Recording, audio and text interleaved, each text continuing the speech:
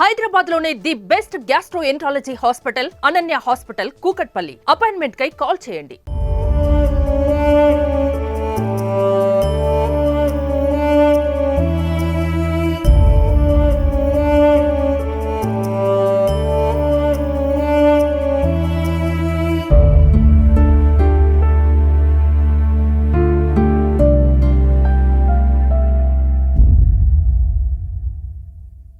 Hi నమస్తే, welcome to Suman TV. వివాహితర సంబంధాలతో బంగారు లాంటి కుటుంబాన్ని సైతం విచ్ఛిన్నం చేసినటువంటి ఘటనలు ఇటీవల మనం అనేకం చూస్తూనే ఉన్నాం. క్షణిక కాలం సుఖం కోసం బంగారు లాంటి భర్తని సైతం రోడ్డుకి ఈడుస్తున్నటువంటి మహిళలు కూడా అనేక మంది తయారయ్యారు. ఇటీవల మనం చూసాం, పశ్చిమ బెంగాల్లో ఓ భర్త కిడ్నీ అమ్మి వచ్చినటువంటి 10 లక్షల సొమ్ముతో ప్రియుడితో పరారైంది ఒక మహిళ. ఆ దారుణమైనటువంటి ఘటన మరొక ముందే తమిళనాడులో మరో దారుణమైనటువంటి ఘటన చోటు చేసుకుంది.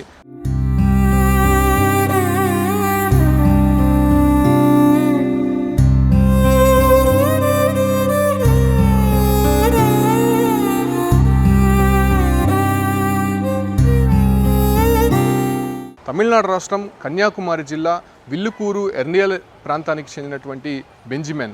అయితే ఈ బెంజిమెన్కి సునీత అనేటువంటి మహిళతో 18 సంవత్సరాల క్రితం వివాహం జరిగింది. మొదట్లో వీళ్ళ వివాహ బంధం చాలా అన్యోన్యంగా కొనసాగింది. అయితే ఏదైతే బెంజిమెన్కు ఉన్నటువంటి పూర్వీకుల ఆస్తిని అమ్మి దక్షిణ మణిక్ కలువై అనేటువంటి ప్రాంతంలో భార్య సునీత పేరు మీద ఒక ఇంటిని కొనుగోలు చేశాడు బెంజిమెన్. అయితే కొనుగోలు చేసిన తర్వాత కొంత డబ్బు సంపాదించాలనే ఆలోచనతో సౌదీ అరేబియాకి వెళ్ళాడు బెంజిమెన్. అయితే అక్కడ సంపాదించినటువంటి సొమ్మును సైతం సునీతకి పంపించేవాడు. అయితే సునీత మాత్రము తన భర్త అలా దుబాయ్కి చెక్కడంతో మరో వ్యక్తితో వివాహతర సంబంధం పెట్టుకుంది. తిరువందకరైకి చెందినటువంటి సైజు అనేటువంటి వ్యక్తితో సునీత వివాహితర సంబంధం పెట్టుకున్నటువంటి విషయం బెంజిమెన్కి తెలిసింది. గత కొద్ది కాలం నుంచి సునీత బెంజిమెన్ కాల్కి రెస్పాండ్ కాకపోవడము, తన కుటుంబ సభ్యులకు కూడా కనిపించకపోవడము, దీంతో అనుమానం వ్యక్తం చేసినటువంటి బెంజిమెన్ ఇండియాకి తిరిగి వచ్చాడు. అయితే ఇండియాకి తిరిగి వచ్చినటువంటి బెంజిమెన్కి ఒక షాకింగ్ విషయం తెలిసింది. దక్షిణ మాణిక్య విలైలో తన కొనుగోలు చేసినటువంటి ఇంటిని వేరే వ్యక్తులకి తన భార్య అమ్మినట్టయితే మాత్రం ఆ ఒక విషయం తెలిసింది. దీంతో ఒక్కసారిగా గుండెలు పగిలేలా ఏడ్చినటువంటి బెంజిమెన్ అసలు ఏం జరిగిందో తెలుసుకునే ప్రయత్నం చేశాడు.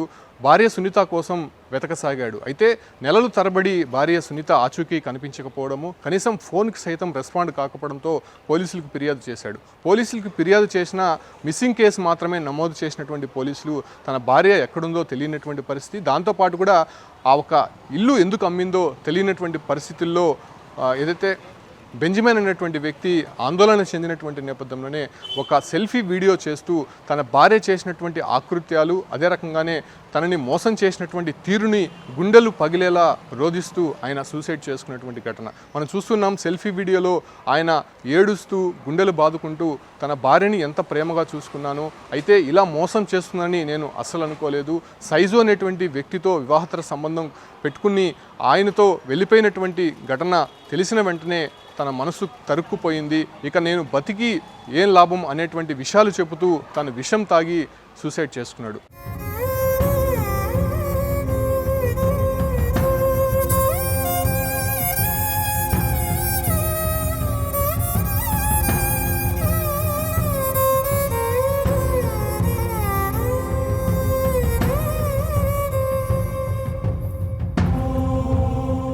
ఆయన మరణానికి సైజు అనేటువంటి వ్యక్తి, తన భార్య సునీతతో పాటు ఆమె సోదరి షీలా అనేటువంటి వీళ్ళు ముగ్గురు కారణం అని చెప్తూ కూడా ఆయన సూసైడ్ వీడియోలో చెప్తూ ఆయన సూసైడ్ చేసుకోవడం జరిగింది. ప్రస్తుతం ఈ ఒక ఘటన తమిళనాడులో సంచలనంగా మారింది. ఏదైతే ఇల్లు కొనుగోలు చేసినటువంటి వారికి కూడా కొంత షాక్గా మారిందని చెప్పుకోవచ్చు.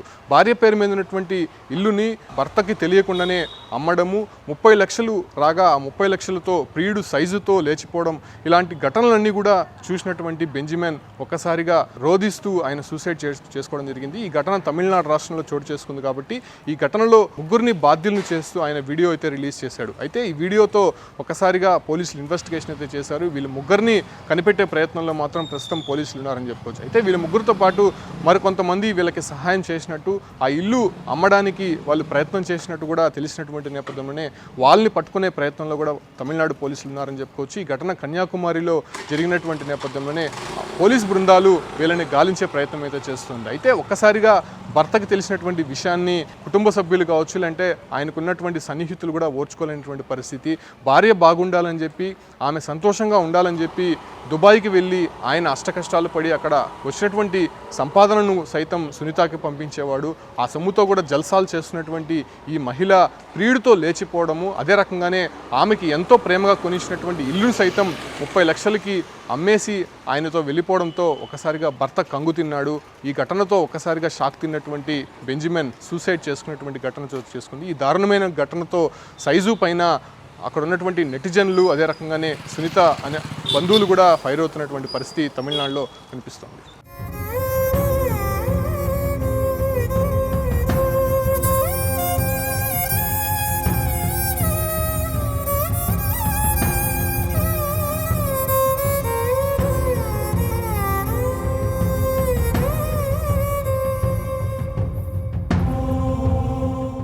எஸ்பி ஐயா, நான் பார்த்தேன் உங்களை அந்த எர்னல் ஸ்டேஷன் நீங்க வரட்டும் பார்த்தேன். என்னோட வயசு குறைஞ்ச பார்த்தா இருந்து 47 வயசு ஐயா. கடவுளே, 19 வருஷம் நான் கொண்டது சிங்கு என்ன சொல்லு.